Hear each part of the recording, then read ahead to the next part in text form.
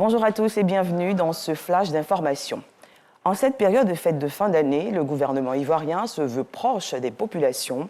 La ministre d'État, ministre des Affaires étrangères, par ailleurs maire de la commune d'Abobo, a réceptionné ce jeudi un important don de kits alimentaires du président de la République Alassane Ouattara par l'entremise du district autonome d'Abidjan. Ce don a été aussitôt redistribué par Kandia Camara aux populations des 13 communes d'Abidjan. Issaïe Ojodan. La Côte d'Ivoire solidaire. Ce slogan du président de la République, Alassane Ouattara, traduit dans les faits par la distribution des kits alimentaires aux populations, par l'entremise du district autonome d'Abidjan. Ce jeudi, la ministre d'État, ministre des Affaires étrangères, des intégrations africaines et de la diaspora a réceptionné ce don des mains du vice-gouverneur Yo Clocholoma. À son tour, la maire d'Abobo a distribué ses kits aux populations. Je voudrais, au nom des populations, dire merci à Mme le maire, merci à Monsieur le gouverneur du district d'Abidjan, surtout, merci à son Excellence le président Alassane Ouattara. Pour Kandia Camara, ce geste du président de la République montre bien qu'il est à l'écoute de son peuple. Chaque année, le président, afin d'aider ces familles vulnérables, a bien passé les périodes de fête, comme les autres familles ivoiriennes, leur apporte des kits alimentaires, du riz, de l'huile, des pâtes alimentaires, de la tomate, des poulets. Tout cela pour que les populations d'Abobo puissent passer les fêtes dans de bonnes conditions. Nous disons merci au président de la République, son Excellence Alassane Ouattara.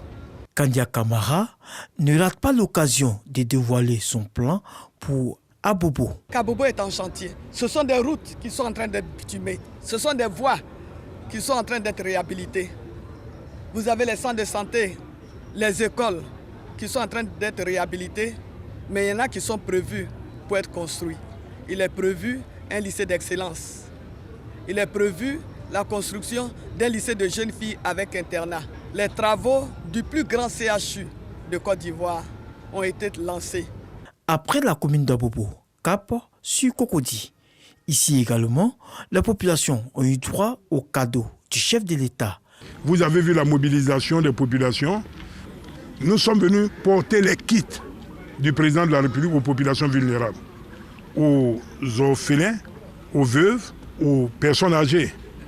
Nous l'avons fait et nous sommes heureux de porter le message de ce grand homme qui est vraiment épris de paix et de générosité. C'est la manifestation la plus éloquente de la solidarité et du partage. Encore une fois, merci. Merci infiniment au président de la République pour ce geste-là. Il n'y a pas de politique dans ces actions-là. Je crois que de temps en temps, il faut qu'on regarde la fraternité agissante. C'est le lieu de rappeler que cet élan de solidarité et de partage des kits alimentaires a lieu depuis l'accession du président de la République à la magistrature suprême en 2011.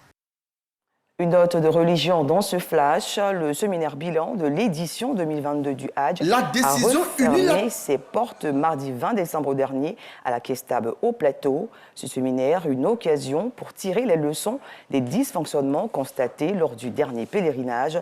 Présent à la clôture, le ministre de l'Intérieur et de la Sécurité, le général Vagondo Diomondé, a encouragé et félicité les acteurs impliqués dans l'organisation du Hadj.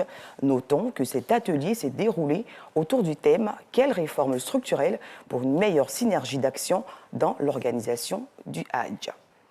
Hors de nos frontières, au Burkina Faso, le lieutenant-colonel Emmanuel Zongrana retourne en prison après avoir été une nouvelle fois hier au procureur du tribunal militaire. Ce dernier a délivré le même jour un mandat de dépôt contre lui dans l'affaire d'allégation de complot contre la sûreté de l'État. Il soupçonne l'officier supérieur de faire partie d'un plan pour renverser le capitaine Ibrahim, actuel président burkinabé.